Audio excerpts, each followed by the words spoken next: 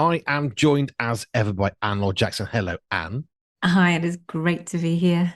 Now, we talk about all things sensory related. Let me start with this because I saw it in the news this week. It was somebody who's a politician. I've forgotten which party. I've forgotten. It doesn't matter. But they made a comment about, we need to get children out of headphones in the classroom. That's just ridiculous. They should, just sit there and get on with it. It's silly.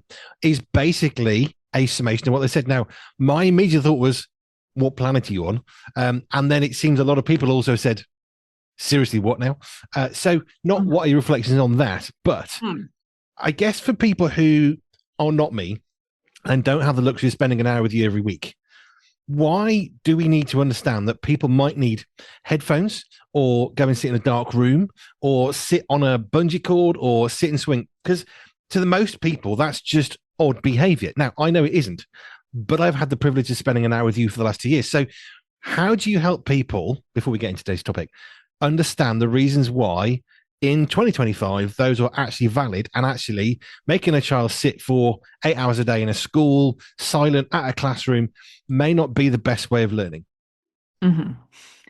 We really need to help people understand how our bodies are made and the understanding of how our bodies, how our brains connect with our bodies, and the importance of what our body does to feed into our brains to enable it to learn. So, for example, if you take the example of not wanting people not to wear headphones in school, in work, or anything like that, there is a misunderstanding, there is a disconnect between them knowing what the brain actually is perceiving through our hearing and how our hearing can pick things up differently. There is just a complete ignorance as to that the processing that goes on and the way that we all process differently. And a lot of that comes through the education that we're actually not giving our children in school so that they can grow up as informed adults about the basics of the mechanisms of sensory integration and processing in the brain. Now, for me, it's about a 15, 20-year journey. Way before I met you, I already started to understand, having spent, when I was 15, I spent a couple of weeks of work experience here in the UK. I worked in a special needs school, specifically not for people with physical disabilities, but clearly that was a massive part of who people were. So we had people in wheelchairs and with sticks, missing a leg, or they had struggles with their eyes and vision, and there was a massive plethora. But even then, that's 30 years ago for me.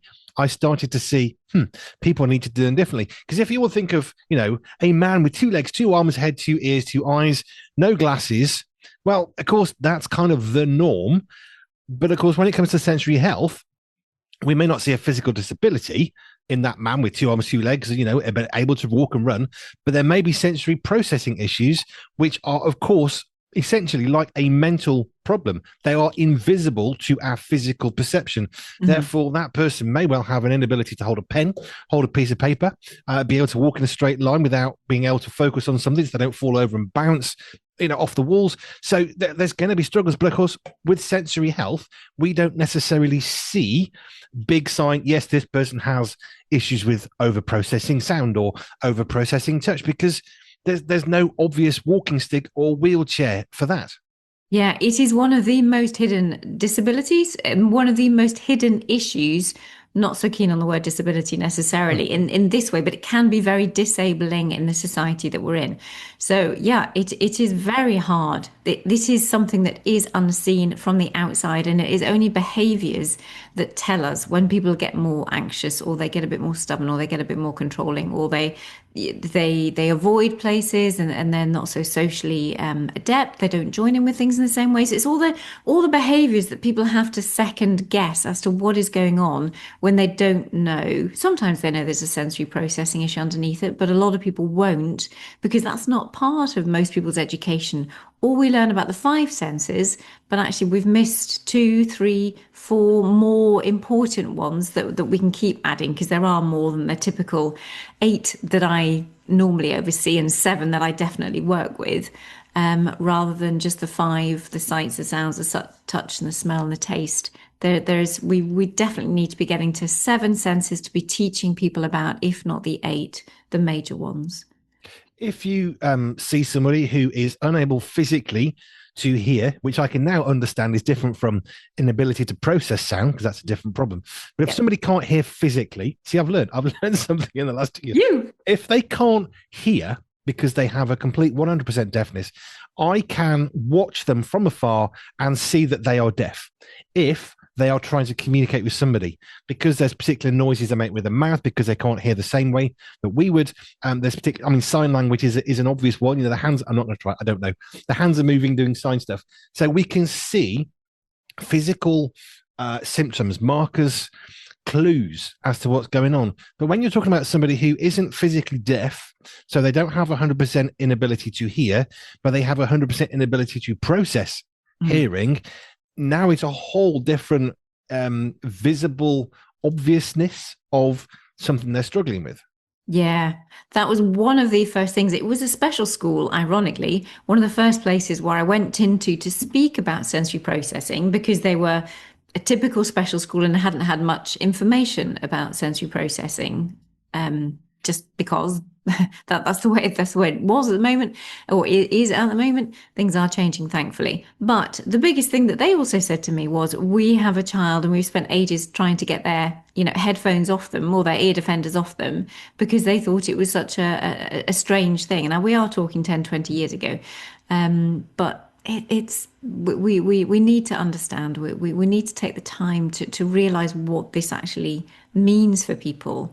And they don't have to have them on all the time in any way, shape or form, but there's forms of regulation. There's times that they're brilliantly used in certain circumstances. They're brilliant. They give them the opportunity for the brain just to relax and breathe, and lower those arousal levels, bring stress levels down in the body, so that then you can take them off again and then you can function again. There's so many different things to do, and so many different ways to use lots of these tools that are to help us function and thrive, which we need to celebrate seeing. I mean, okay, yes, we know some people will use that to their own ends. Yeah, I got headphones on, I haven't got to listen to you. Of course, people will use it nefariously and, in a very wrong way. But as with anything else, so what? That doesn't make headphone wearing in a school bad. It just means that, hey, there are some that will abuse the system. Of course there are. We understand that. But that shouldn't make somebody wearing headphones, no, take them off, you're being stupid, everyone is. No. That may well be. The fact they exist in the first place mean that some people are being helped by it.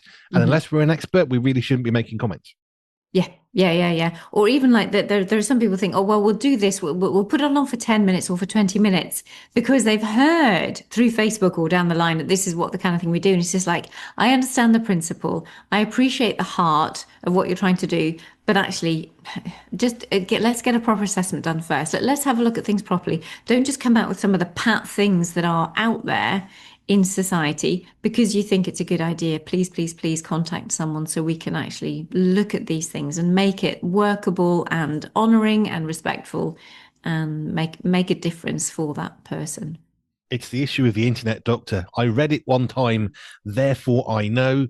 Well, you may know a piece of something possibly, but not necessarily, because it may not have been true in the first place. Even if the person saying it wore a white coat and called themselves a doctor, they could be a doctor of theology, not a medical doctor. Whole other thing. Right. Now, we've been working through on these sessions for 2 years. That's kind of cool. We're working through at the moment, not so much looking at questions or stuff going on, but a sensory healthy problem. So we looked at sensory healthy offices, sensory healthy circuses and Christmases and all that.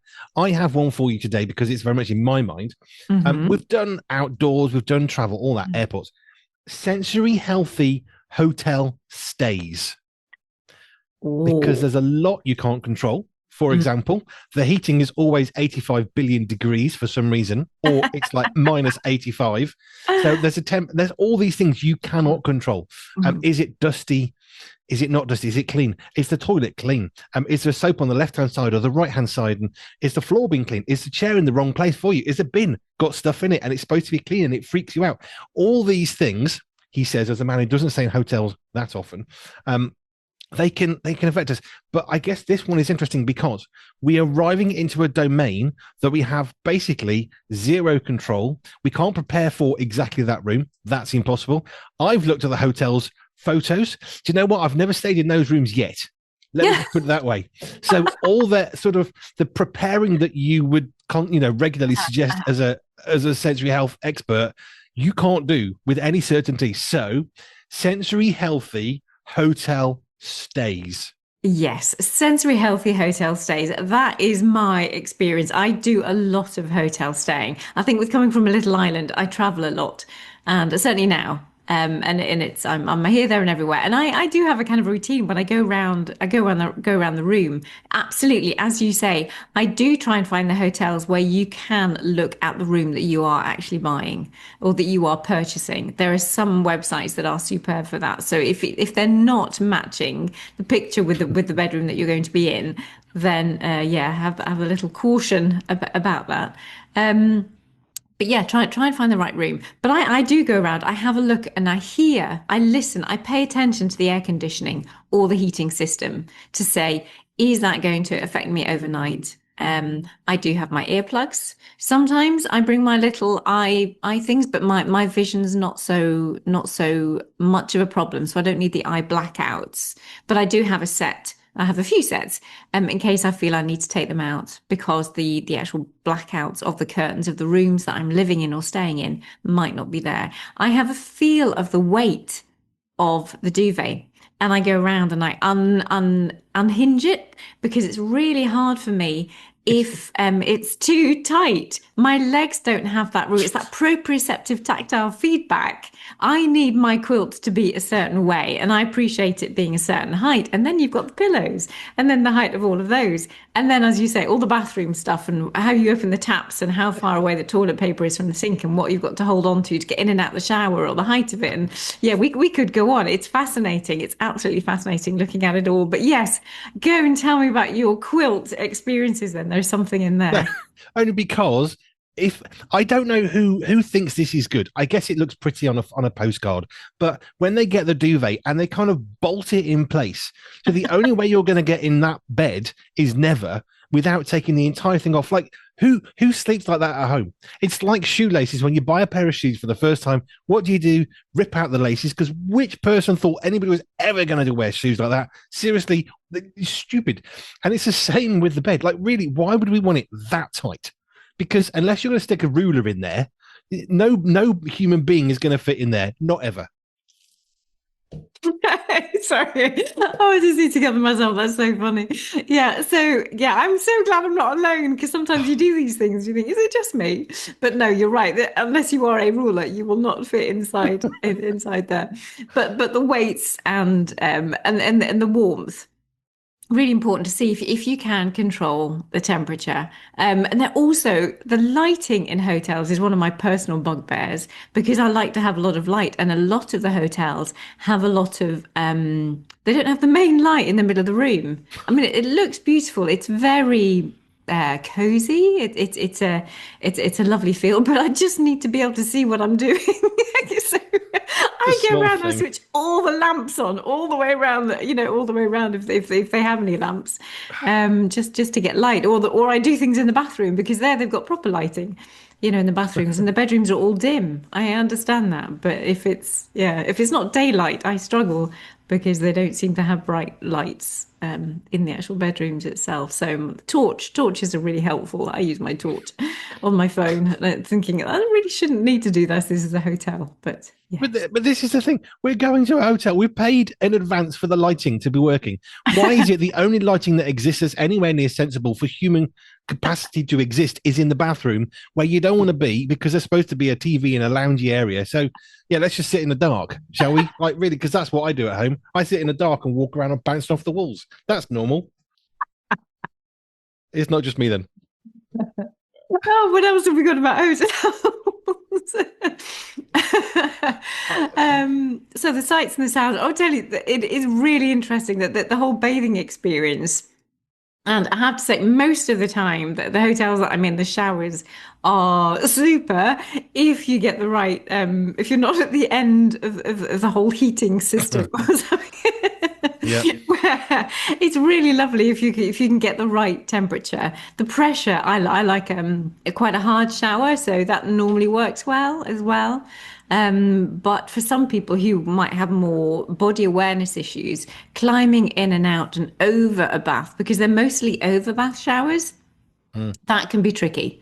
That is hard for someone, and there's nowhere to sit. It would be nice if they don't have bath boards, which I understand because they're normally quite plasticky, and they're what a bath board is, for those who don't know, it's a piece of normally plastic that sits over the top of the bath so that you can actually sit onto that and then lower yourself down into the bath. So if baths were just created with a bit of a lip and a ledge at the top end or the bottom end, opposite to where the taps are, then people can actually just sit on that, swivel their legs over, and then lower themselves down into the bath. But a lot of the hotels are like high baths, and you have to climb over those to get into the shower because, of course, they can't. Most don't have the luxury, or at least the ones I pay for, don't have the luxury of having both a bath and a shower. But that's a little design feature, if possible, to get those in for those that struggle getting over, who don't have that vestibular proprioceptive balance, or any other joint or other issues that they may have to get in. Let me get onto the chairs. So Joe and I were in Scotland months ago.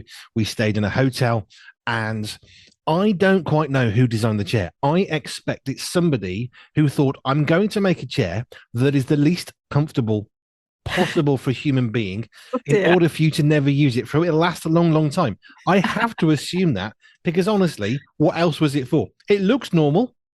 It's the wrong height. It's the wrong width.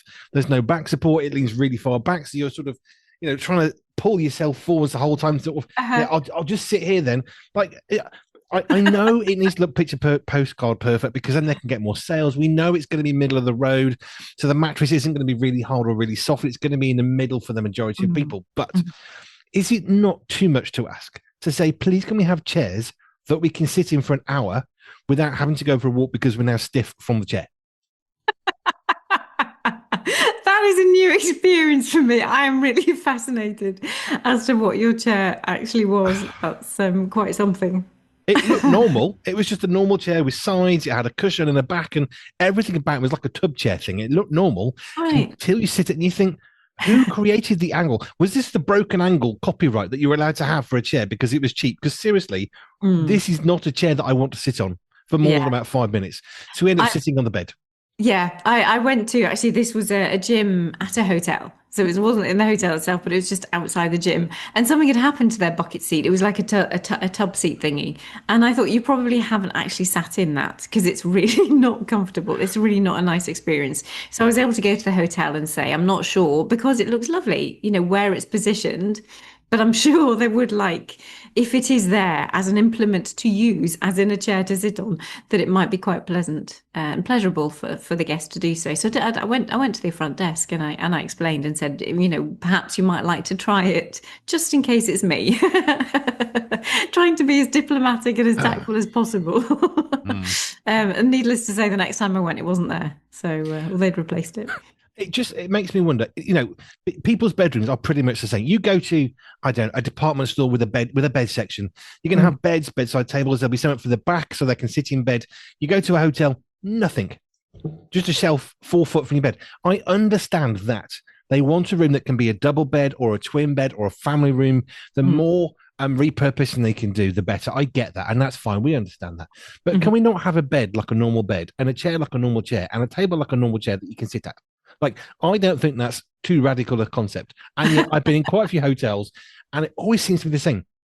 Did the person that made this ever sit in this chair or spend a night in this room with the curtains that are hanging down and the window that doesn't shut, or the window that's got a safety lock that's broken because someone got sick and tired of, cut through it last time, so you can actually open the window and get fresh air? These are normal concepts. I understand insurance, and I get that. But, can you not make the room for someone to sleep in? Do you know what? Something else that I experienced while I was out in America, which was kind of new, was these stairs for pets to be able to get up onto your bed. Say what now? A pet So the pet doesn't kind of jump up, which I thought normal pets did, but I don't have a pet, so I'm speaking a bit out of turn. But there's steps that you put up against your bed so that your dog, or I presume a cat, or I don't know what, any other animal that you might want, can actually get up to your bed nice and easily I and manage stairs.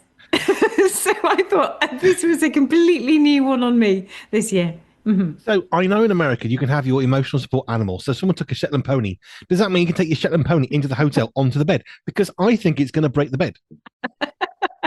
Why? Why? I didn't ask any further. I didn't know any further. Maybe somebody could, write in and explain and enlighten us, or say, oh yeah, absolutely, or we think it's brilliant, or we use this for this, or that. It was just something that I'd never ever seen before and never even thought of.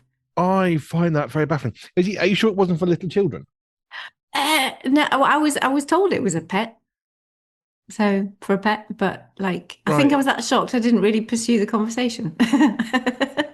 Oh, I mean, I'm lost for words on that. Can't, I mean, why would you want a pet on the bed? Two, if it's on the bed, can't it get up and get off? Why does it need stairs? Unless it's a decrepit, like 85-year-old dog, in which case it probably shouldn't be in the hotel room. And it probably wouldn't manage up and down the stairs. Going down, going down the stairs might be a bit of a hazard. Uh, Upstairs, I can manage, but how do they manage down the stairs? But yeah, I have to say, I did wonder if it was for a little person. It was like, no, this is a pet. You know. a So. pet staircase for the bed in a hotel room, because that's the first thing I go into a hotel room and make sure I can tick off my list. Is there a ladder for the dog I haven't got in this room to be able to get onto the bed? There you go. So that's lighting, smells. Oh yeah, make sure that you bring your own smells if you are sensitive to smells, because that can be a real, yeah, really Oh, off-putting. Very hard to sleep if you are smelling something that you don't want to be smelling. The noises, yeah, it's the ear defenders, it's the earplugs, it's listening to music, it's putting something else on in the background. Um, yeah, getting in and out of bed, the weight, the temperature, bathrooms, the taps, working those, and you're trying to work out which way does the hot water go, because your normal way of your motor plan, what your muscle memory remembers and what your brain remembers about how you do your own tap at home, and especially if you're a bit woozy during the night or you're half asleep, heading to the bathroom, and it's just like, oh, which way? And of course, well, if you're an American, you switch the lights off the wrong, well, of course, I call it the wrong way, because of course I would do, but you switch it up to switch it on down. The switch is opposite. it's the wrong way. Let's just say what it is. It's the wrong way. We go on is down. It just is. The rest of the world catch up with the UK. Seriously, lights are backwards. It just doesn't make sense. I've never used one. I've only seen in the films, and I always think, why are you turning the light off and the lights come on? You've got a problem with your electrics. Get an electrician. Honestly, right. So there is so much about hotel rooms that you cannot prepare for.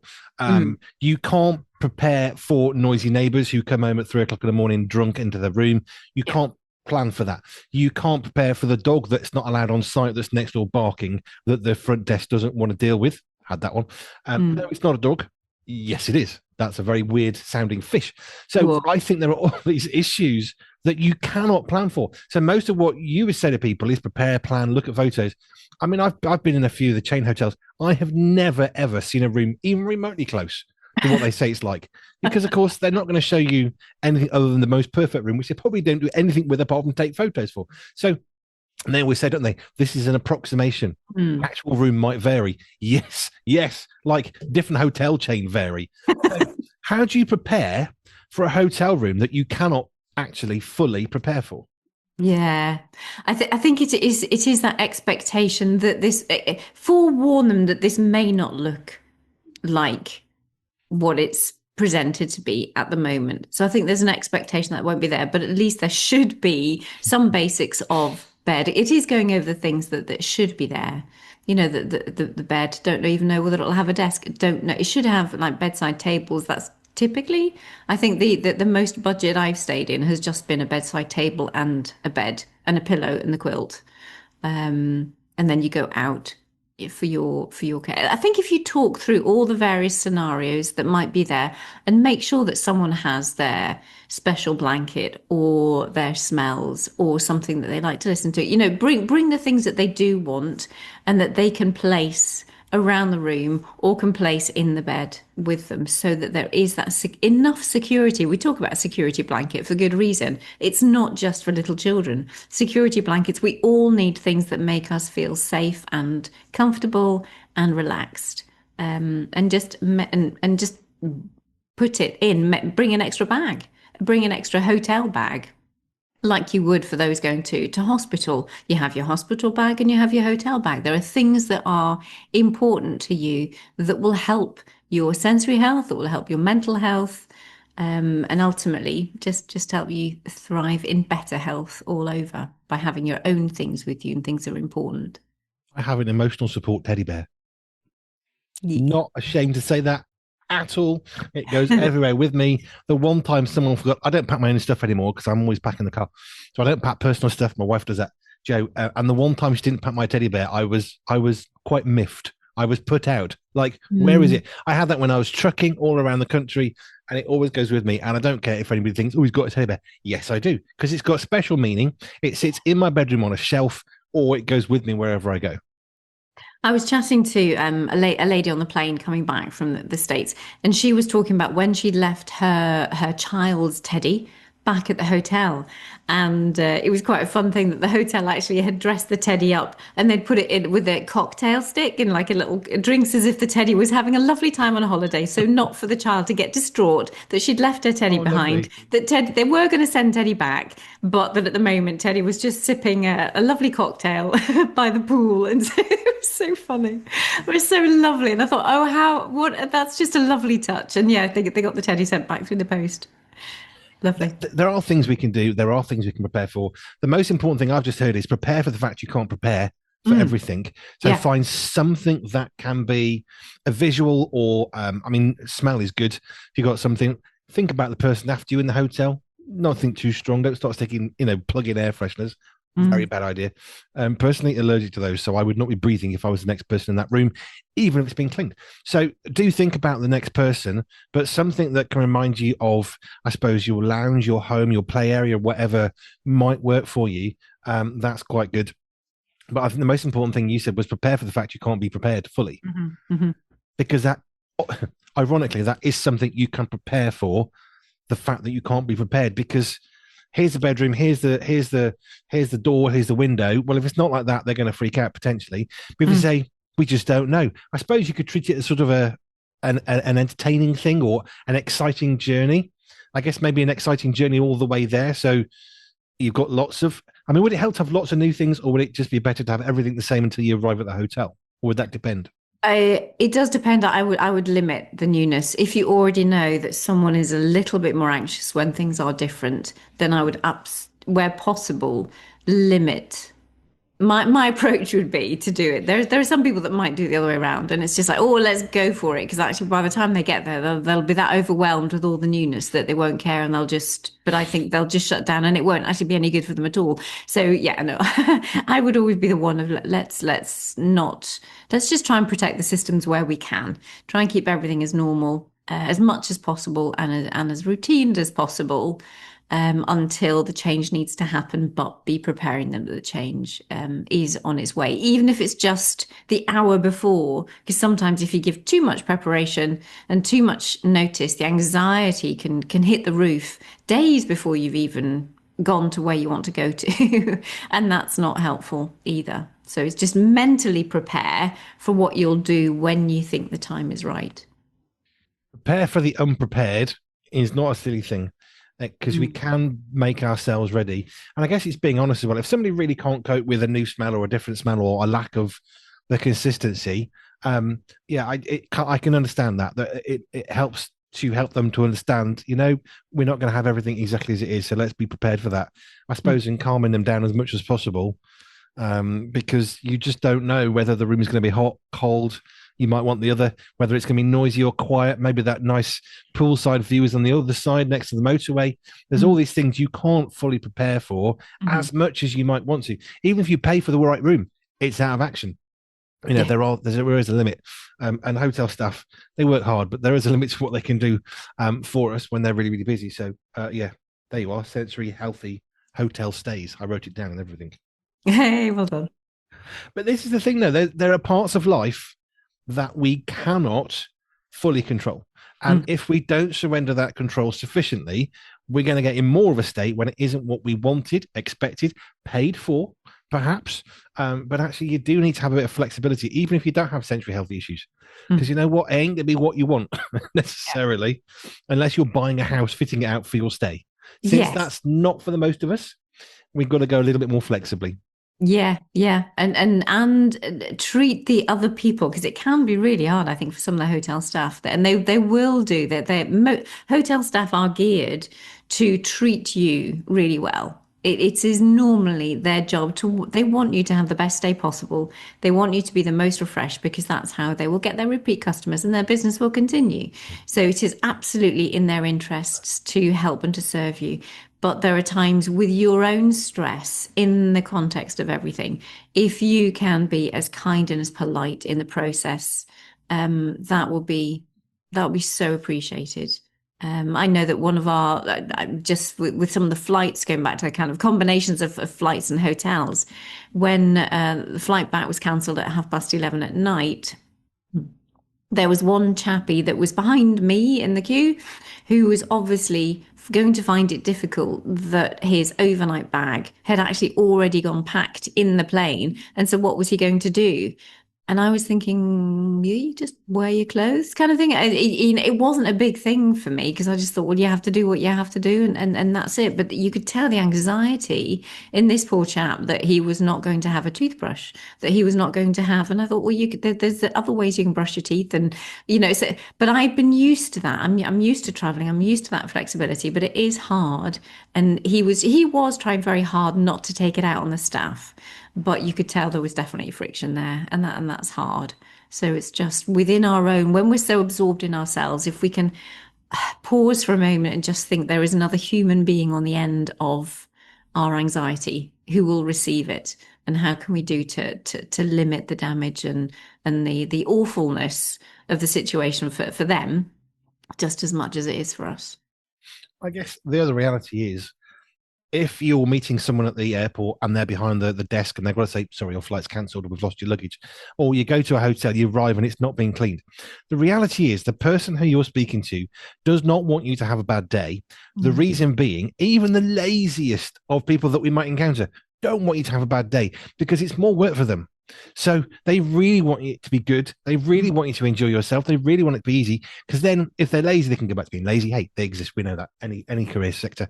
But if they're really, really on it, they're going to want you to have the same experience because none of us likes stress. None of us wants to deal with an angry customer ever.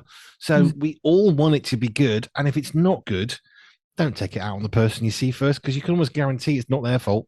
Almost always. The people at the checkout, they're not the ones that cancelled the flight. I can promise you, they want you on the flight and gone. So let's not take it out on the people we meet. The first person you meet, almost guaranteed, they're just the messenger. And don't shoot the messenger. Don't shoot the messenger. That is such a every year. That'll never grow old, that will it? Don't shoot the messenger. Not ever. Anne, thank you. If you want to connect with Anne and you want some sensory healthy help, whether you're on Jersey or beyond, it doesn't matter for Anne, you can go to our website, pure247radio.org, pure247radio.org/ALJ, and you can contact with Anne Laure Jackson of Santé on Jersey. Thank you, Anne.